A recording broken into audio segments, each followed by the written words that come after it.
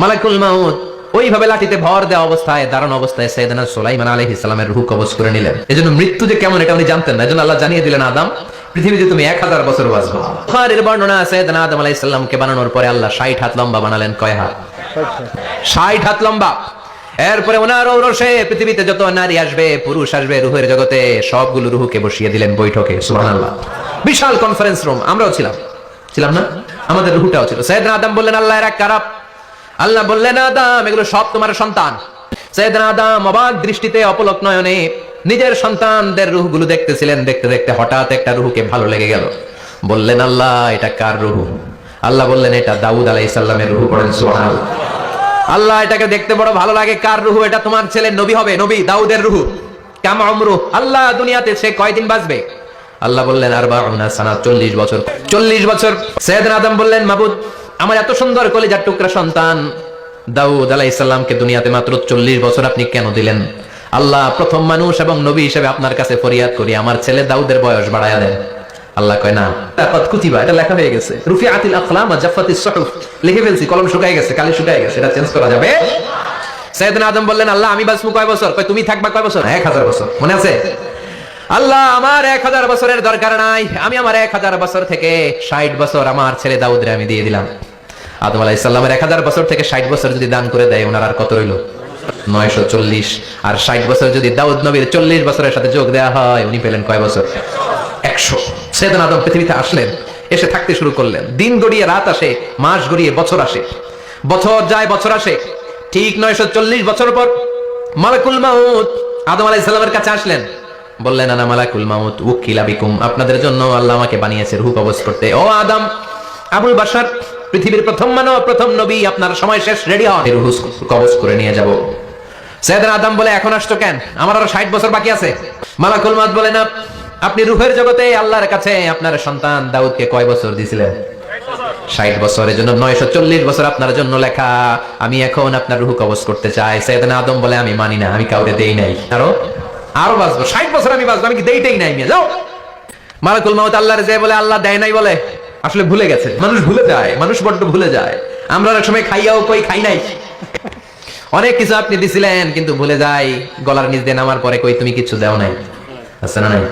নাসিয়া আদম ফানাসিয়া বানু, আদম আলাইহিস সালাম ভুলে গেছেন, তাই আমরাও ভুল করি, ঠিক কি না? এজন্য আমাদের নেতারাও বলে এটা দেব ওটা দেব, নির্বাচনের পর সব ভুলে যায়। আদম আলাইহিস সালাম ভুলছে, আমরা ভুলে যাই। ওনাদের দোষ কি? ভুলে যায়, বেমালুম ভুলে যায়। আল্লাহ বললেন মালাকুল মাউত আর জোরাজুরি করো না, 940 নয়, ঠিক 1000 বছর পরে আদমের কাছে যাবা। আমি আমার আদমের ভাগ্যে এই জিনিসটাই রেখে দিয়েছিলাম রে মালাকুল মাউত, আমি আগ থেকে এটাই রেখেছি, আমি জানতাম সে ভুলে যাবে। চিল্লা এখন সুবহানাল্লাহ। তার মানে পৃথিবীর সবচেয়ে লম্বা মানুষ, 60 হাত লম্বা, এত শক্তিশালী আদম আলাইহিস সালাম শ্রীলঙ্কাতে আদামায় চলে যেতেন। সুবহানাল্লাহ। ইলাহি তাকবীর। আদম আলাইহিস সালাম চলে গেলেন। ওনার পরের নবী ইদ্রিস আলাইহিস সালাম, উনি মরে নাই। ইদ্রিস আলাইহিস সালাম মরছে, কে বলছে? উনিও মরেছেন। তবে ওনার মৃত্যুর আজীব এক ঘটনা আছে, অনেক লম্বা কথা। এক ফেরেশতার সাথে ওনার বন্ধুত্ব হয়েছিল। বলেছিলেন আমি আকাশ দেখতে চাই, আল্লাহর কাছে অনুমতি চাই। আল্লাহ বলল ঠিক আছে, ইদ্রিসকে আকাশে ঘোরাও। প্রথম আকাশে ঘুরলেন, দ্বিতীয় আকাশে ঘুরলেন, তৃতীয় আকাশে ঘুরলেন, চতুর্থ আকাশে ঘুরলেন। ইন দ্য মিন টাইম চতুর্থ আসমানে মালাকুল মাউত পৃথিবীর দিকে নেমে আসছিল। ওই ফেরেশতা বলে মালাকুল মাউত আপনি কই যান? মালাকুল মাউত বলে একটু আগে আল্লাহ ফরমান জারি করেছে চতুর্থ আসমানে আমার নবী ইদ্রিসের রূহ কবজ করো। সুবহানাল্লাহ। আমি বললাম আল্লাহ আপনার পাঠানো নবী সাইয়েদনা ইদ্রিস থাকে দুনিয়ায়, চতুর্থ আসমানে পামু কই? আল্লাহ কয় কথা নাই, দৌড় দে। আমি দৌড় দিলাম, এসে দেখি ইদ্রিস আলাইহিস সালাম এখানে রেডি। সুবহানাল্লাহ। ওয়া রাফা'নাহু মাকানান আলিয়্যা, ইদ্রিস আলাইহিস সালামের রূহ কবজ দুনিয়ায় হয় নাই, চতুর্থ আকাশের মধ্যে হয়েছে। একটু চিৎকার করে পড়বেন সুবহানাল্লাহ। এরপরে সুলাইমান আলাইহিস সালাম, উনি তো মরে নাই, মরছে। উনি জিন চালাইতো, উনিও মরবে। শক্তিশালী একজন নবী ছিল। উনি মালাকুল মাউতকে বলেছিলেন মালাকুল মাউত আমার মৃত্যুর সুয়াইয়া সামান্য কিছু আগে আমারে বইলো, আমার একটা কাজ আছে। মালাকুল মাউত মৃত্যুর কিছু সময় আগে এসে বলল সুলাইমান টাইম ইজ আপ, সময় শেষ, অল্প কিছু সময় বাকি, কি করবেন করেন। সাইয়েদনা সুলাইমান জিনদেরকে ডাকলো, ও জিনেরা বিশাল একটা প্রজেক্ট আছে, প্রজেক্টে কাজ শুরু করো।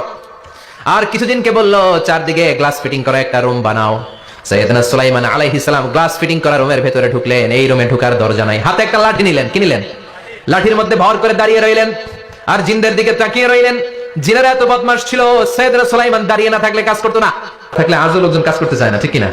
মালিক দাঁড়ায় থাকলে ঠিকই কাজ হয়ে যায়। সুলাইমান আলাইহিস সালাম লাঠির মধ্যে ভর দিয়ে দাঁড়িয়ে রইলেন আর বললেন কাজ করো। জিনেরাও কাজ শুরু করলো। ওদিকে মালাকুল মাউত এসে বলে, ও সুলাইমান সময় তো শেষ। সুলাইমান বলে, সমস্যা নাই, রূহ কবজ করেন। উনি লাঠির মধ্যে ভর দিয়ে দাঁড়িয়ে রইলেন। গ্লাস ফিটিং করার রুমের ভিতরে কোরআন সাক্ষী। মালাকুল মাউত ওইভাবে লাঠিতে ভর দেওয়া অবস্থায়, দাঁড়ানো অবস্থায় সাইয়েদনা সুলাইমান আলাইহিস সালামের রূহ কবজ করে নিলেন। উনি এমন ভাবে দাঁড়িয়েছেন, রূহ চলে গেল, লাশ হয়ে দাঁড়িয়ে রইলেন। লাঠির মধ্যে দাঁড়িয়ে আছেন, জমিনের মধ্যে লুটিয়ে পড়ে নাই। সুবহানাল্লাহ। জিনগুলো দূর থেকে ভাবলো বস তো দাঁড়ায় আছে। কে দাঁড়ায় আছে? জিনেরা মনে করছে বস দাঁড়ায় আছে, কাজ করতেই হবে। করতে করতে পুরা প্রজেক্টের কাজ শেষ। ইন দ্য মিন টাইম ঝিঝি পোকা, উই পোকা, যেই পোকা কাঠ খেয়ে ফেলে, এই কাঠ খাওয়ার পোকা সুলাইমান আলাইহিস সালাম লাঠির ভেতরে ঢুকে লাঠিও খেয়ে ফেলেছে। সাইয়েদনা সুলাইমান আলাইহিস সালাম ধপাস করে জমিনে পড়েছে। আর জিনেরা কয়, হায় হায়, খালি খালি কাম করছে এতদিন। সুবহানাল্লাহ করবেন না? সুলাইমান আলাইহিস সালাম বাঁচতে পারেন না, চলে গেলেন। মুসা আলাইহিস সালাম মরছে? উনি মরবে কেন? উনি তো খালি মার মরছে। এক থাপ্পড়ে ফেরাউনের বাবুর্চি নাই। মুখের আগে হাত চলতে কয়েকজন, এর মধ্যে মুসা আলাইহিস সালাম আছে না নাই? মালাকুল মাউত মানুষের আকৃতিতে অনুমতি না নিয়ে ঘরের ভেতরে ঢুকে গেল। ঢুকে বলে, আনা মালাকুল মাউত, আমি মৃত্যুর ফেরেশতা। তো কি চাও? যে তুয়ানা বাদা রূহাক, আপনার রূহ কবজ করতে আসছি। কিন্তু মুসা আলাইহিস সালাম দেখতেছেন দিব্যি একজন মানুষ, কি দেখে? আবার সালাম দেয় নাই, অনুমতি নিয়েও ঢুকে নাই। ও মিয়া, অনুমতি নিয়ে ঘরে ঢোকার দরকার আছে না নাই? মুসা আলাইহিস সালামের মেজাজ বড় গরম। উনি বললেন, কি করবি? কয়, আপনারে মারবো। এদিকে আয়। মালাকুল মাউত মনে মনে ভাবে, এতদিন সব মানুষগুলো আমারে দেখলে দিত দৌড়, আজকে মনে হয় আমারে দিতে হবে দৌড়। এক পা গায়ে দুই পা পেছায় সাহস করে সামনে গেলেন। আবার মুসা আলাইহিস সালাম দিলেন এরকম থাপ্পড়। ফাসাক্কাহু ফাফাকু আইনা, বুখারীর বর্ণনা, এক থাপ্পড়ে চোখ নাই। ঠিকই মালাকুল মাউত দৌড়, এক দৌড়ে আল্লাহর কাছে। আল্লাহ বললেন, রাখো। এটা মুসা আলাইহিস সালাম, তার মেজাজ বড্ড গরম, আমাকে কথা বলতে হবে। আল্লাহ বললেন, মুসা, বুখারীর বর্ণনা, গরুর পিঠের উপর হাত রেখে দাও। রাখা হলো। তোমার হাতের নিচে গরুর যত পশম, প্রত্যেক পশমের বিনিময়ে এক এক বছর করে হায়াত বাড়িয়ে দিলাম। মুসা আলাইহিস সালাম অনেক চালাক নয়। উনি বললেন, আল্লাহ, আমার হাতের নিচে যদি গরুর 2000 পশম থাকে, তার মানে 2000 বছর হায়াত বাড়িয়ে দিলেন। কিন্তু এক্সট্রা হায়াত যখন শেষ হয়ে যাবে, এরপরে কি হবে? আগে ওইটা বলেন। আল্লাহ বললেন, সুমাল মাউত, তারপরে তো মুসা মরতেই হবে, আসতেই হবে। সাইয়েদনা মুসা আলাইহিস সালাম বললেন, ফাল আনা, তাহলে আর দেরির দরকার নাই, এখনই আমি আপনার কাছে চলে যেতে চাই। মালাকুল মাউত মুসা আলাইহিস সালামের রূহ নিয়ে উড়াল দিলেন। সুবহানাল্লাহ। বাঁচতে পারছে? বিশ্বনবী মরে নাই, উনি ইন্তেকাল করেছেন। চিল্লায় এখন, ঠিক কিনা? ইন্তেকালের আগে বিশ্বনবী প্রচন্ড অসুস্থ হলেন। মা আয়েশারে ডেকে বললেন, আয়েশা, মনে হয় আমি বাঁচবো না। ওই যে খায়বার বিজয়ের দিন, খায়বার দুর্গ বিজয় করার পরে এক ইহুদি মহিলা আমারে দাওয়াত দিয়েছিল। ওই দাওয়াত খেতে যাওয়ার পরে গোশতের মধ্যে বিষ মাখানো হয়েছিল রে আয়েশা। ওই বিষ মাখানো খাসির গোশত খেয়ে যে ব্যথা আমার পেটে উঠেছিল, আজ আবার সেই ব্যথা উঠেছে। বিশ্বনবী ওই বিষ খাওয়ানো গোশতের কারণে ইন্তেকাল করেছেন। তার মানে বিশ্বনবী শাহীদ। জামা আল্লাহু বাইনা নবুওয়া ওয়া শাহাদা, আল্লাহ বিশ্বনবীকে শুধু নবী বানায় নাই, শহীদ হিসেবে কবুল করেছেন। সুবহানাল্লাহ করবেন না? প্রচন্ড অসুস্থ, উনি ছাড়া মসজিদে নববীতে কেউ ইমামতি করার সাহস পায় না। বিশ্বনবী বললেন, আবু বকর তুমি যাও। আবু বকরও যায় না। বিশ্বনবী বললেন, পানি আনো। বিশ্বনবী পানি দিয়ে ওযু করলেন। ওযু করে কয়েকজন সাহাবীকে ধরে উঠতে চাইলেন, আবার ধপাস করে বেহুশ হয়ে পড়ে যায়। বিশ্বনবী উঠতে পারে না। আবার বললেন, ঠান্ডা পানি আনো। পানির ভেতরে বিশ্বনবী দুই হাত ঢুকিয়ে দিয়ে ঠান্ডা ভিজা হাত দিয়ে চেহারার মধ্যে মাসে করলেন আর বললেন, ইন্নালিল মাউতি লা সাকারাত, হায়রে মৃত্যুর কি যন্ত্রণা, হায়রে মৃত্যুর যে কি কষ্ট। ও মিয়া, বিশ্বনবী যদি মৃত্যুর কষ্টে কাতরায়, আমাদের অবস্থা কি? নসিবে কি আছে? আল্লাহ তুমি বাঁচাও করে না। আমি বিশ্বনবী কাঁদছেন, সাহাবারা একের পর এক দেখতে আসে। কান্নার রোল পড়ে গেল চারদিকে। বিশ্বনবীর কলিজার টুকরা নয়নের পুটুলি সাইয়্যিদাতুনা ফাতিমা বিশ্বনবীর কান্না সহ্য করতে পারে না। বিশ্বনবীকে ধরে মা ফাতিমা, সাইয়্যিদাতুনা ফাতিমা বিলাপ করা শুরু করে দিলেন, চিৎকার দিয়ে কান্নাকাটি শুরু করে দিলেন আর বললেন, ওয়া কুরবাবা, ওয়া কুরবাবা, হায় হায়, আমার বাবার কি কষ্ট, আহা, আমার বাবার কি কষ্ট হচ্ছে। বিশ্বনবী বললেন, ফাতেমা তুমি কেঁদো না, আমার কষ্ট আজকের পরে আর থাকবে না, আজকে তোর বাবার সব কষ্ট বন্ধ হয়ে যাবে। কি যেন কানে কানে বললেন, ফাতেমারও কেঁদে দিল। আবার কানে কানে কি যেন বললেন, ফাতেমা হেসে দিল।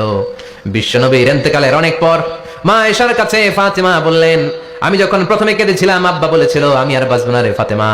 আবার কানে কানে একটা কথা বলার পরে হেসেছিলাম, আব্বা বলেছিল আমার পরে আমার পরিবার বর্গের মধ্য থেকে সর্বপ্রথম তোমার সাথে আমার দেখা হয়ে যাবে রে ফাতেমা।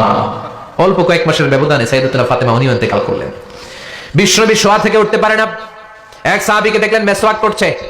বিশ্বনবী মেসওয়াকের দিকে তাকিয়ে রইলেন। বিশ্বনবীর নিথর দেহটা পড়ে আছে। আয়েশা যে বলবে আয়েশা মেসওয়াক দাও, বলতে পারে না। মা আয়েশা বুঝতে পেরে মেসওয়াক আনলেন, বিশ্বনবীকে মেসওয়াক করিয়ে দিলেন। এবার বিশ্বনবী বললেন, ও আবু বকর শোনো, আল্লাহ আমাকে অপশন দিয়েছে। কি দিয়েছে? আল্লাহ বলেছে নবী আজীবন থাকতে চাইলে থাকেন, আর আসতে চাইলে চলে আসেন। আমি থাকতে না চেয়ে আল্লাহর কাছে চলে যাওয়ার ইচ্ছা করলাম।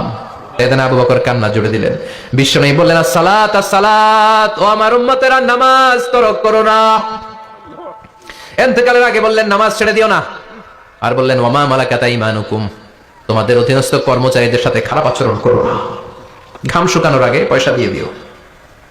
আর হাত দুটো উঁচু করে বললেন, আল্লাহুম্মা ইলার রাফিকিল আলা, ও আল্লাহ আমি আপনার কাছে যেতে চাই। এই কথাটা বলে বিশ্বনবীর হাত দুইটা থপাস করে জমিনে পড়ে গেল। বিশ্বনবীও চলে গেলেন। থাকতে পেরেছে কেউ? আমরা আল্লাহর কাছে ইমানই মৃত্যু চাই, কি মৃত্যু?